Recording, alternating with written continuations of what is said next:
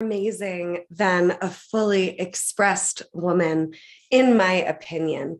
Welcome to the Healing is Possible experience. I am your host, Rebeccah Silence, and this show is here to take you on a journey of hope and healing, specifically emotional healing.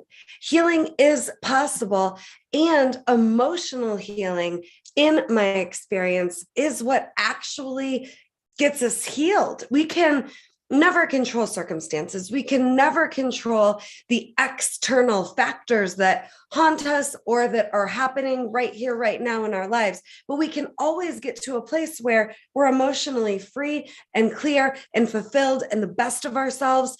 And that is what I teach with the practice of emotional healing. And that is what we deliver to you on this show, the Healing is Possible experience. The show is brought to you by RebeccahSilence.com and my team. And today it is Women's History Month. It is a time in history where we need women leading, loving themselves, caring and giving the best of themselves to every life they come in contact with more than ever before. And I want to talk first about my journey from being the definition of a victim on every single level to me now. And then we're going to just really talk about self-love today, because without self-love, we're no good for people. If we don't love ourselves, we're basically walking around all clogged up and issued up and funky, needing the world to validate us, needing the world to fill our cup, needing the world to love us so that we know we're lovable. And it's just a whole different freaking ballgame when you have the ability to fill up your own love tank and you don't need it from the outside world. One of my favorite books, The Mastery of Love, I think breaks this down beautifully. So in the book, The Mastery of Love by Don Miguel Ruiz, and if you've heard of the Four Agreements, it's the same author. It's just for some reason, this book, I don't think gets nearly enough play. It's magnificent. It is so worth your time. Go buy it, go read it. It's epic. But there's a part of this book, The Mastery of Love, where he talks about how, basically, what if everyone has a magical kitchen? And what if you had in your magical kitchen all of the drink, food, nutrition, nutrients, all of your favorites available to you 24/7? And then someone comes knocking on the door and they say, hey, I'll give you pizza if you'll love me. I'll give you pizza for the rest of your life if you'll just love me. Here, do you want my pizza? And I remember reading this book right after my divorce, in the very beginning stages of me coming into myself and becoming a coach and someone that wanted more than a life of feeling like a victim 24/7, being a victim 24/7, and being needy for the world to take care of and validate me and be the rescue that I thought I needed because I wasn't holding myself capable at all yet, right? And this analogy was just so good to me, looking at like, I have a magical kitchen in me. I have everything I need to be free, fulfilled, my best, self-expressed, leading my life the way I want to, taking care of me, knowing that I'm only always going to be taken care of no matter what happens, no matter what the world does. Like, I have that all in me. And I don't need someone to knock on my door and offer me pizza or whatever they've got so that I can feel how I want to feel. Like, I can say no to the pizza and dance over here in my magical kitchen and choose people to be with and break bread with and, grow with and learn from and love and relate to just because I want to, not because they're supposed to provide me with the love that I've been longing for and seeking and missing. What a concept. What a concept. So, I went from basically hating myself to today. I mean, I can just say this with absolute certainty. I trust myself more than maybe I trust anything at this point in my life. And I couldn't trust myself if I didn't love myself. The problem is I had to go through a domestic violence marriage. I had to go through breaking up with, being bulimic. I had to go bankrupt emotionally and physically and mentally and spiritually, but literally financially as well, and work 3 jobs as a single mom with a 2-year-old and crawl my way up. And while I was doing that, I still hated myself. And I had all of the reasons why. I was too much. I was not enough. I was carrying so much shame and so many secrets and so much just self-loathing.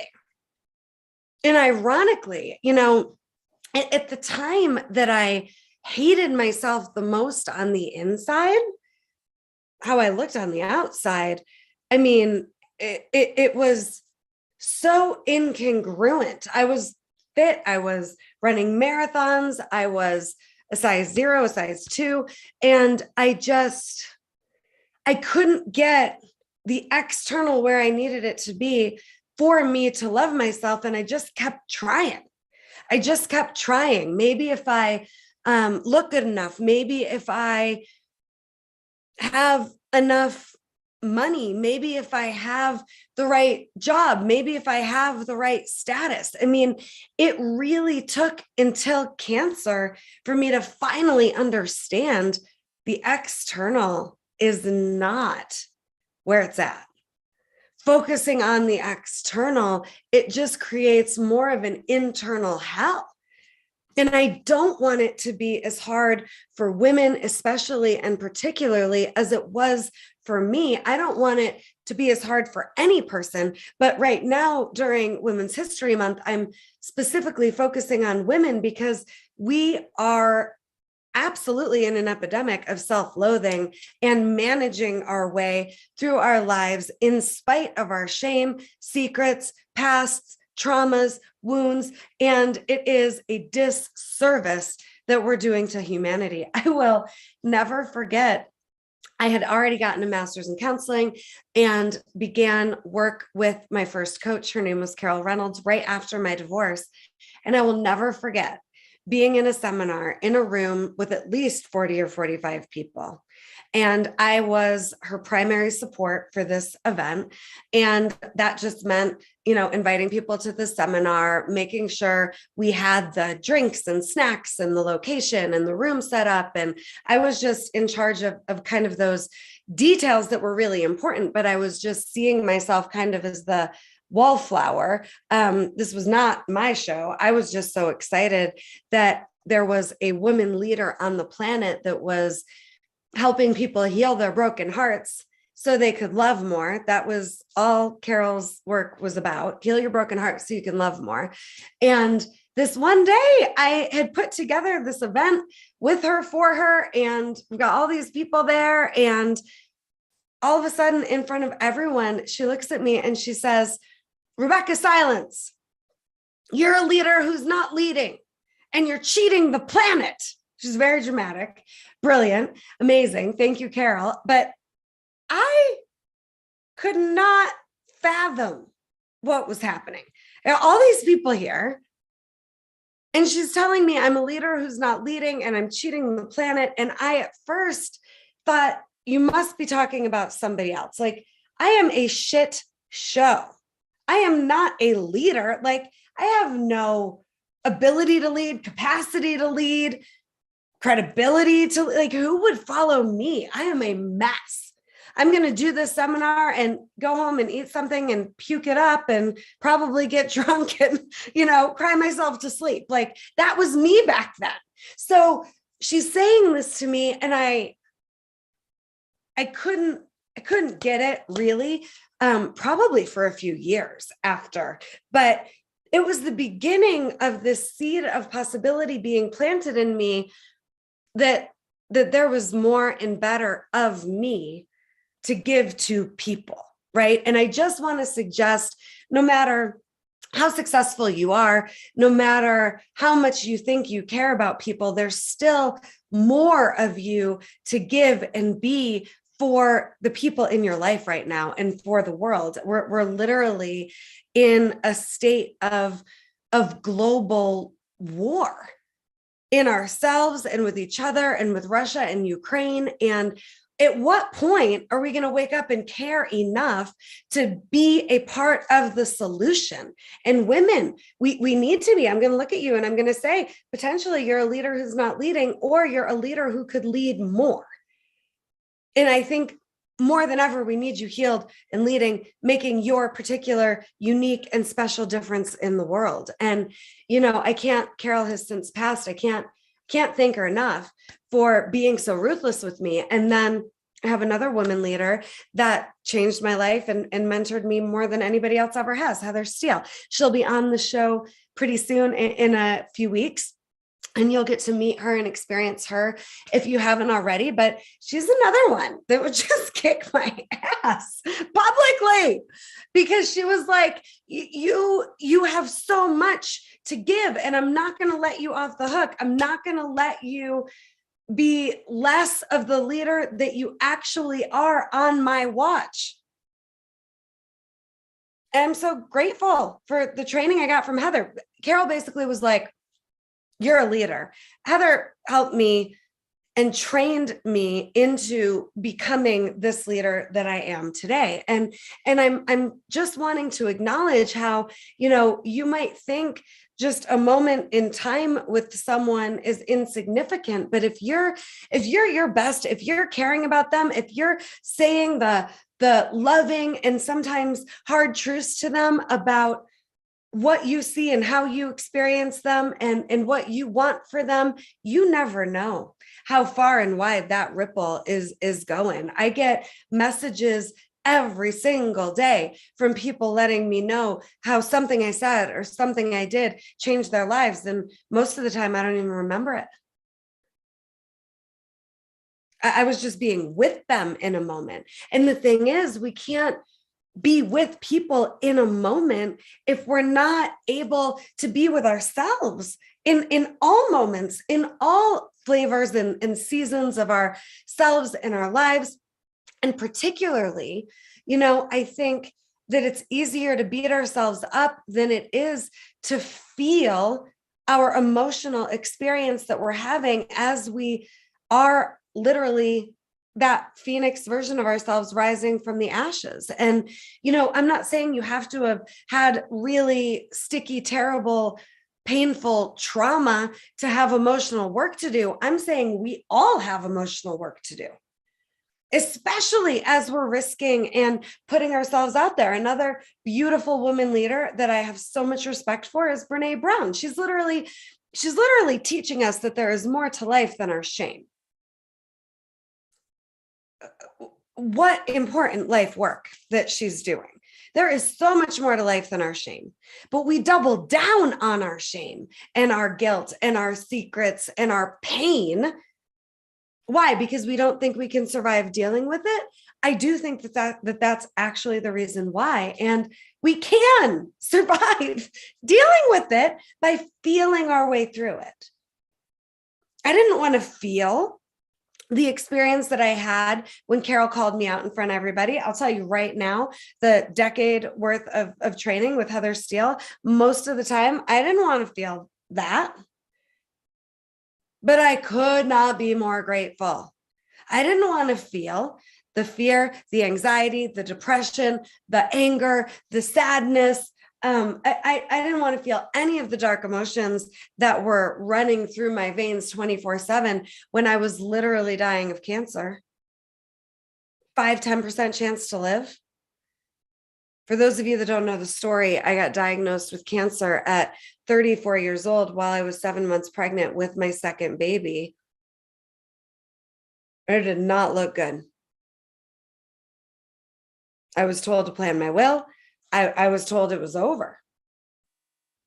wasn't over. I was a woman who led my healing journey through cancer, and it got me here. And whatever you're facing, whatever you're not wanting to feel, I just want you to understand you are stronger. You are more powerful than that thing outside of you. But for some reason, we are trained to believe that all this outside of us is somehow stronger than us. Something somebody said, something somebody did or didn't do, something somebody didn't say, a diagnosis, a symptom, physical pain, your parents' divorce, a trauma that happened in your childhood. We've got to stop living in spite of the external and start living internally aligned and loving the shit out of ourselves. If we're going to be a light and a force of healing for people and for the world. And I think if you're here with me, you are a light and you are a force of healing for the world. And I like to say the darkness is real, but so is the light. And when I'm saying that, I'm talking about the light in you is always going to be more powerful than the darkness in you. And the darkness in you does not benefit from you being shame-based about it. Own it. I mean, I'm all dark today. I wear black all ton. I'm not afraid of the dark. It took so many traumas for me to get to the place where I'm not afraid of the dark. But I don't think it has to take crisis and trauma to get to the point where we're not afraid of the dark in ourselves, in the world, and we're just standing in a commitment to being the light we are. I'm not talking about toxic positivity. I'm talking about being examples of possibility. We can always do that. And we always are doing that. You know, we're always leading in the possibilities that we're living, and people are watching, and it doesn't have to get worse before it gets better. It doesn't have to get to crisis level before we'll show up to the party called our lives or show up to be our best for other people. You know, and I, every day, I'm hearing someone else's story about how much they're hurting and struggling right now after a pandemic that ripped the carpet out from under us. I mean, literally the bottom has fallen out of the lives we've had and how we've been living. And we're all picking up the pieces. But we can do that, this book, The Mastery of Love, from a place of knowing we are the source of our happiness. We are the source of our strength. We are the source of light and love and possibility that we are longing for and seeking and needing. No one can give it to us. You know, you can have a moment with someone that plants that seed, but then you're going to have to be taking that ball and running with it. No one can do it for you. And I just think that's good news. And I think we get to be who we want to be, and we get to feel how we want to feel. And we can't do that if we're not loving ourselves. And we certainly can't do that for others if we're not loving ourselves. So I absolutely believe, and I've done, I can't even count anymore, a couple dozen, at least, women's retreats at this point. And we're going to be in June of 2022 offering our first all gender Healing is Possible retreat weekend. But up until now, I've only facilitated women's retreats. I coach a ton of men. I coach, I coach all genders and couples and families, but the retreats have just been women so far. And I've just wanted women to connect to the best of themselves and to the best of each other, and to support each other, and to love themselves and to love each other. And that's why I've done, you know, these retreats all these years just for women. And I, beyond a shadow of a doubt, believe with all my heart, there is nothing more amazing than a fully expressed woman in her power and in her glory. And that isn't force or control or manipulation. That's just her in her essence, in her feminine. It's gorgeous to see and to witness, and it's an honor to see and to witness. But every women's retreat I've ever done, they come in sizing each other up. They come in with their suitcase of secrets, shame, fear, insecurities. And we open up Pandora's box and we let go as much as we can. But every single time we have a 100% success rate at the end of every single women's retreat. They feel differently about themselves. They feel differently about being a woman, and they feel differently about the women that they just spent 3 days with. It's magnificent to watch. And again, my journey required a lot of unnecessary, I think, heartbreak and self-abuse and self-loathing to get me to the point where I just made a decision that enough was enough. And at the time, I didn't even, if I'm honest, I didn't even do it for me. I did it for my oldest daughter that was watching me, because I wanted to be a woman and an example that showed her what was possible for her. I didn't want her to end up crying herself to sleep every night, hating herself, wondering why this crisis and that crisis was happening. I didn't want her to be anything but in love with herself and her life and proud of who she was. And I knew that I had a lot of work to do if I was going to model that as a possibility for her. And we have our parents that did their best and mostly did a version of what they learned was possible for them based on their upbringing. And I'm just here to say, especially to the women and to those that love and honor us, that you get to write the script now. I get it was what it was. It is what it is now. But how are you going to move forward? Who are you going to be? That's my big question for you today. Who are you going to be now? And that's different than who am I going to be in spite of what occurred? Who are you going to be using what occurred as rocket fuel for your next level? Who are you going to be deciding? I say this all the time, but we don't just wake up one day and know who we are and wake up one day and have found ourselves. At this point, we get to choose. And don't you dare think that what you have to say or what you care about or your unique gifts and talents aren't needed or special. The world does, in fact, need you healed so that you can make your difference. And we got a lot of wounded leaders out there, hoping that if the following validates them, they'll know they're good enough.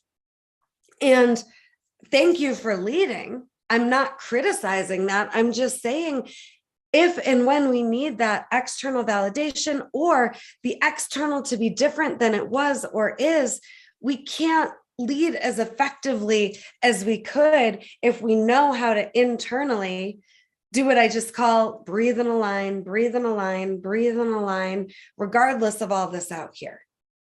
All this out here is what it is. I couldn't stop the cancer cells from being in my body, spreading in my body, but I could get emotionally cancer-free. But it means we've got to stop leaning on our vices.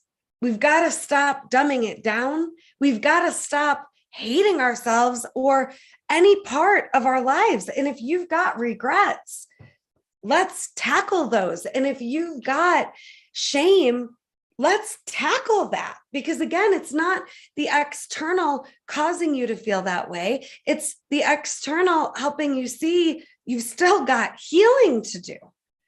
This is so important what I'm saying. It's Never, ever, never, never, ever, never a situation or another person that is causing your suffering.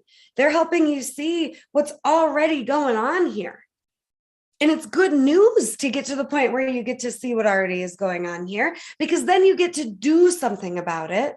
And how you get to do something about it is based on who you choose to be. So who are you going to be now? And I want to talk about self-love a little bit more here, because I just think it's everything. It's everything. If you're avoiding mirrors, if you're avoiding being reminded of choices you've made, your past, in any way, shape, or form, if you're living in a way where even 2% of how you're living is you retreating, avoiding, waiting, hesitating, come on, let's wake up and live here. It's time. So I want you to think about, and this is a great journal question to write down and to just see what comes out. What's the cost of you not loving yourself fully? What's the cost? The cost for me was a lot of just unnecessary self-abuse and heartbreak and just feeling terrible about myself and my life for decades. At the time I got diagnosed with cancer, I was still trying to prove myself. I still, as much as I understood that the external is what it is, I really didn't get it. I still needed the external to somehow validate me. I needed people to like me. I needed people to want to work with me. I needed so much validation that I didn't even realize, and that kills your spirit. So what's the cost of not loving yourself enough? And what number would you give yourself? Like 1 to 10, 10 being the most, 1 being the least. What number would you give yourself around how much you're loving yourself? This is a you with you question. Let's be honest. And what's the benefit of not being at a 10? Not facing yourself as you are until you can get to a place where you face yourself and you're proud of what you see. Because what I know is, I don't care what happened, you can get to that place. But if it's a decision, it's a commitment, it's an intention that you deliver on. And then the next thing I want to talk about is just, what does self-love mean to you? And this is a great question also to journal about. And I think, there's no right way to live your life. There's no wrong way to live your life. There's no right way to heal. There's no wrong way to heal. And there's no right way to do self-love or wrong way to do self-love. There's just what works for you. So when I'm talking about self-love, I'm just talking about honor and respect and grace. I know I'm loving myself when I'm honoring myself, I'm respecting myself, and I'm giving myself grace. I am human. I make so many mistakes. I just try not to make them again. And if you beat yourself up because a mistake was made, you are going to make it again because you didn't get the healing, the breakthrough. You didn't see the opportunity, the learning that you could have based on the mistake. I make mistakes all the time. I just try not to repeat them. I do my best. And a lot of the times I really do get through the lesson there. And then, yes, it's on to the next one. But I don't like to have the same fight with my husband. I like to have the fight, be done with it. And then we'll have the next one and be done with it. Same with mistakes. So, I honor and respect and grace my way into self-love. What are your 3 words, or what's your process? Or what would you like it to be? Like, you might be going, Rebeccah, I don't even know where to start. Okay, you're starting just by being here with me now. Just by watching this episode of the Healing is Possible experience, you are loving yourself. So what is it for you? And it's going to evolve. You know, right now, the season I'm in, I have a green drink every morning. I move my body every morning. A lot of you have heard me talk about my bathtub. Like, as silly as it might sound, I've got a goddess altar on my bathtub with statues and crystals and candles and plants. And I am in that bathtub every single day, just about. And I clear my energy and I honor my body and I feel my body and I get really present. It's an act of self-love. And I want you to eat in a way where you're loving yourself. And I want you to have sex in a way where you're loving yourself. And I want you to move in a way where you're loving yourself and dress in a way where you're loving yourself and do that all your way. I'm not saying here's what to eat, here's how to move, here's what to do. I'm saying just find those answers for yourself. They're there, I promise you. And you can trial and error your way into like the 10 out of 10 ways that you know you're going to love yourself. And for me, whatever happens in a day, I had my green drink, I moved my body, I cleansed myself. Most of the time it's in the bathtub. And like, those are 3 victories right there. Right there. And there is, like in A Course in Miracles, it says there is no bigger or smaller miracle. A miracle is a miracle. There is no bigger or smaller way to love yourself. There's just loving yourself. A new way in 2022 that I'm practicing self-love is through a new commitment to fun. I'm having so much fun with myself, with people.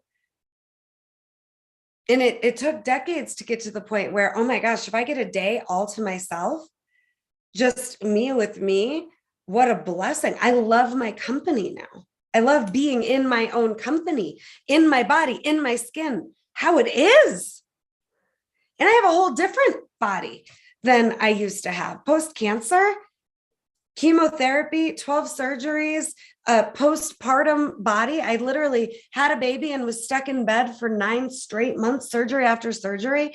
And I went into premenopause and adrenal failure, and all my hormones are whacked. I have a different body now. And that was devastating and embarrassing. And I had a lot of shame around that and a lot of fear around that for a long time. And I'll tell you this story because I think it's relevant. I mean, real fork in the road moment around, am I going to go in the direction of self-deprecation, or am I going to go in the direction of self-love? I remember saying to Heather, my coach at the time, Heather Steele, that I talked about earlier, like, I'm not sexy. Mark's not going to want to have sex with me. I'm in a bed with drains coming out of me because of all of the surgeries where they took my lymph nodes. I am in this postpartum body, cut open like a Thanksgiving turkey. And oh my gosh, so many open wounds, so many drains, so much physical pain. And I'm worried about, he's not going to want me. What's going to happen? I'm like in my worst nightmare. And I remember how they're saying to me, your job is to live, not to be sexy.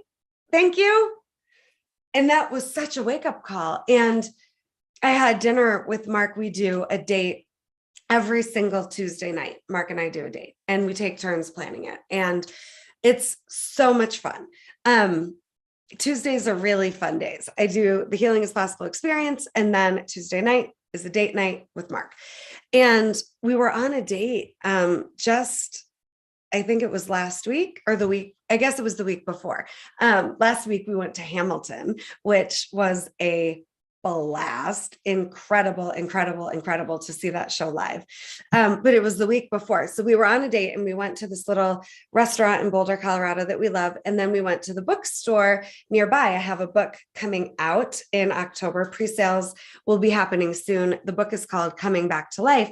And that week I was working with the publisher on the cover. And so we went to dinner and then we went to the bookstore, just a little field trip to kind of look at covers and check things out. And we were sitting at a table drinking espresso. And I just said to him, I don't want anything to change us and what we have right now. It's so fun and it's so beautiful. And Mark is doing more traveling. I am doing more traveling. Our careers are careers that we're both really, really proud of. And I just vulnerably shared with him in a moment, I am nervous. I don't want anything to change this. And he's got big blue eyes too. And he just looked at me with those big blue eyes and he said, Rebeccah, we got through you dying of cancer and chemotherapy together. How is anything going to tear us apart if that didn't? And I think back to the moments when I was worried about being sexy enough, and really what that wasn't me worrying about, am I sexy? It was me worrying about, is he going to stay? Because that was me at my worst. Losing my hair, losing my right leg, a droplet in my leg because of the side effects to chemo. My body wasn't mine. My life didn't feel like mine. And because of that, I decided cancer would be the ultimate seminar for me in this lifetime. I'd done hundreds of seminars, master's in counseling, life coach certification from Legacy Training International. I'd done all these things, facilitation training through that school as well. And now the way I had been identifying as a business owner, my body a certain way, certain amount of money in the bank account, being a mom, like all these things, I couldn't even hold my newborn baby because they did so many surgeries on my arm. The cancer I had was melanoma. I couldn't think the way I wanted to. We call it like my cancer coma. There were so many days and weeks and months that I won't ever remember because I wasn't here. But where I went was in here, right? And again, I don't want it to take a crisis for us to get willing to go in here and meet ourselves where we are and love ourselves where we are and design our lives from that point forward the way we want to, caring about people, wanting to give our best for people and not just the ones we think we'd, that deserve it, but the people in front of us, right? Like be your best, not just for those you think deserve it, be your best. And, and start from here. Don't wait for some wake up call crisis or devastation. And then you'll start going inside and facing and meeting yourself and loving yourself so you can live. Like, let's just start today, and I just so appreciated what Mark was saying to me on our date, that there's nothing. If we stay committed and our best and love ourselves enough, we can love each other through anything. But it does start with loving ourselves enough. That's how you can love another person through anything. It starts by loving yourself enough. So what does self-love mean to you? And what's one way you're going to take your self-love to the next level after watching this episode? I want to hear from you in the comments. Please, please, please, please, please, please, please let us know. That's one way to bring it to life. Just saying it out loud, being accountable, writing it in the comments. Okay. And I want you to imagine, we're going to do a little self-love meditation now. Close your eyes if you feel comfortable. And I just want you to breathe in self-love and breathe out self-loathing. And let's just keep going there.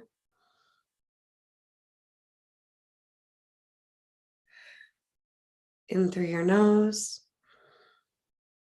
out through your mouth. Keep going. Breathing in self-love, breathing out self-loathing, because if you're not loving yourself, you're loathing yourself. It's one or the other. It is that simple. And we need to pay way more attention.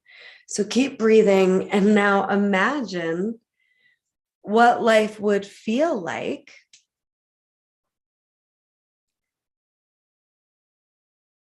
if the volume was turned all the way up on how much you love yourself. What would that feel like? How does it feel in your body?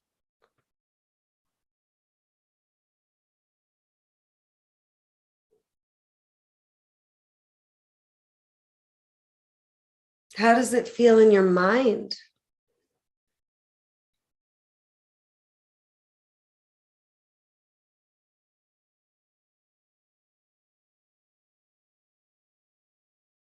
How does it feel in your spirit?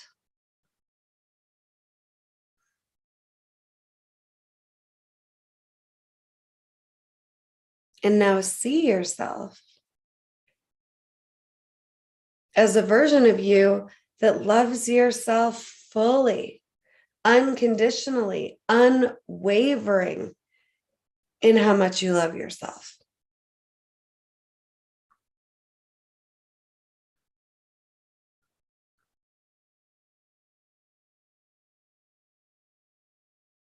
Everything does better when it's loved well. Plants, children, animals, people of all ages. You will do better when you love yourself more and when you love yourself well. And now I want you to see that version of you that loves themselves well in front of you. And this is for all genders, not just women. And I want you to step into that version of you now and feel that and take that in.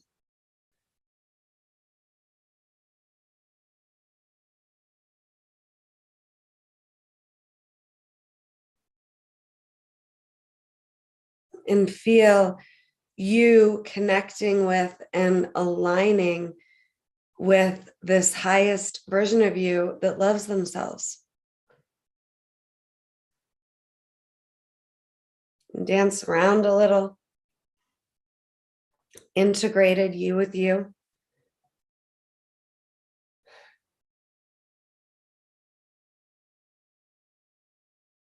And now I just want you to recognize that this is already you. You've just been disconnected from this version of yourself. This is already you. This isn't new, a new version of you. This is you already. It's already in you to feel this way, to be this way, to step into this version of yourself and let this version of yourself lead. The you that loves yourself, the you that is committed to self-love, whether you feel like it or not. You're committed to self-love. You're in the question. Is this loving me if I choose X, Y, Z? Everything is a choice. And it's either a choice that has you loving yourself or not. It's all a choice.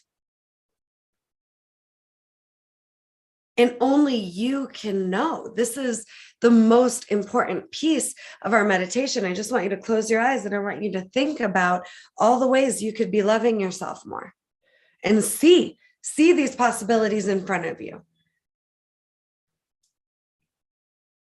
And know that there's nothing off the table.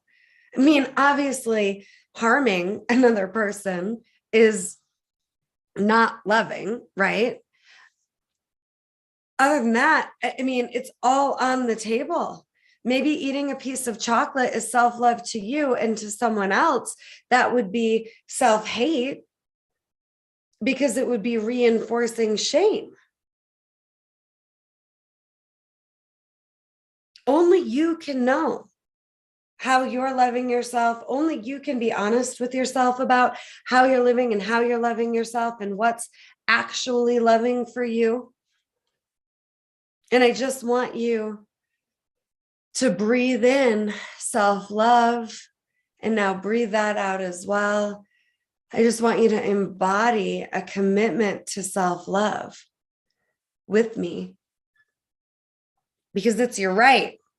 And I don't care what you've done, you deserve to love yourself. Every choice you ever made, there was a good reason why you made it, meaning there was trauma, there were unmet needs, there was emotional pain, and we can just do better now. And if you're here, it's because on some level you want to do better. So let's just do better. And it starts with self-love. And for the women, this is critical. For all of us, it's critical, but especially for women. We're too important in our roles, in our relationships, to not be loving ourselves and modeling that as a possibility. And the more we love ourselves, the better we are for every life we touch. And our ripple it's enormous. It's extraordinary. So let's take some more responsibility for, is our ripple being sourced from self-love so we can love, or is our ripple being sourced by fear and self-loathing, which just puts more of that out into the world?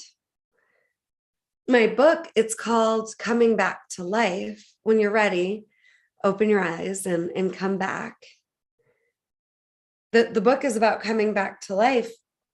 And the original title of the book was I'm Not Too Fat Unless I Look in the Mirror. And I was talking to one of the healers that I work with, and he said, you can't call it I'm Not Too Fat. And I was like, well, why not? And he's like, well, you can do whatever you want, but that's just putting more of that fear around being too fat out into the world. You can sell a bunch of books, but you're just promoting this fear and future pacing this fear around being too fat. And I decided I wasn't going to call it that once he said it that way. And that's another moment of, using life, using what people say, using circumstances as a way to grow, using it all to your advantage. I was so glad he said that. And now the book is coming back to life. A roadmap to healing to live the life you want. I'm very proud of it, right? Because what I know is, regardless of the external, we can come back to life. We can come back to ourselves and fully live. And that's what I want for you and for all of us, so we can up our leadership game. And that is our only job. It's not to be how we think we need to be so we can get approval or love or validation or prove something or whatever it is. It's to know we showed up, because we have enough time until we don't. So how are you treating you? How are you honoring you? How are you living now? And where do we need to course correct? Let's get honest about that and get support. This isn't work to do by yourself, alone on an island. This is work to do with a professional, therapist, coach, mentor. Find someone. I'm here for you. Reach out. Go to RebeccahSilence.com. Let's get to work. And how it's been does not have to be how it is. Self-love can be how it is, no matter where you find yourself or where you've been. And that's how you become a difference maker. The world needs you healed so you can make your difference. You become a difference maker when you choose to love yourself and honor yourself and give the best of you to you, so you can really go and be that for the world. And I just want to end with some ideas for some self-love affirmations. I think affirmations are really helpful. I don't think they change the game. I think they help bring awareness and consciousness to remind you of your intention. So this is just kind of the frosting. And what I like to do is I like to take dry erase markers and write on mirrors my affirmations and intentions, just so I'm walking around the house and I see it. So self-love affirmations: I am worthy of love. I am deserving of love. I am honoring myself. I am respecting myself. I am choosing self-love. I am. Come up with some for yourself. I am.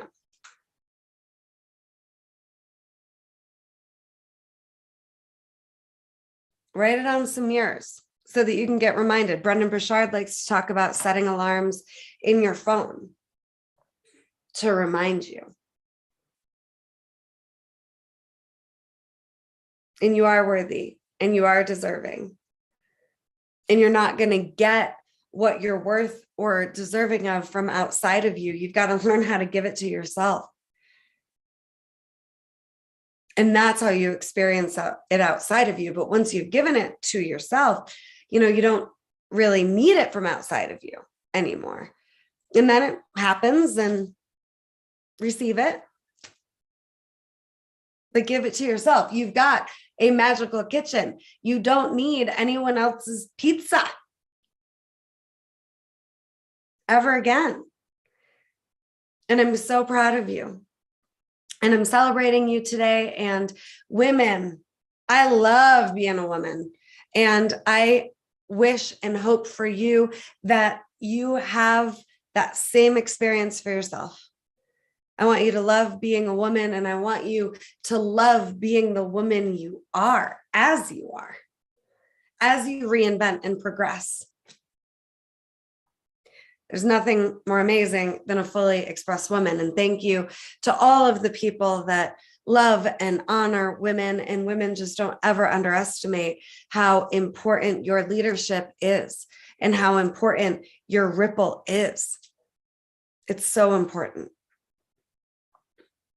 Healing is possible for me, for you, for us. Thank you for being here on the Healing is Possible experience with me, your host, Rebeccah Silence. And I will see you very soon. If you want to work with me on this show and do some breakthrough coaching, reach out. It's free. We've got lots of slots every Tuesday, 10 a.m. live Mountain Standard Time. We're here. Healing is Possible experience. The world needs you healed so you can make your difference.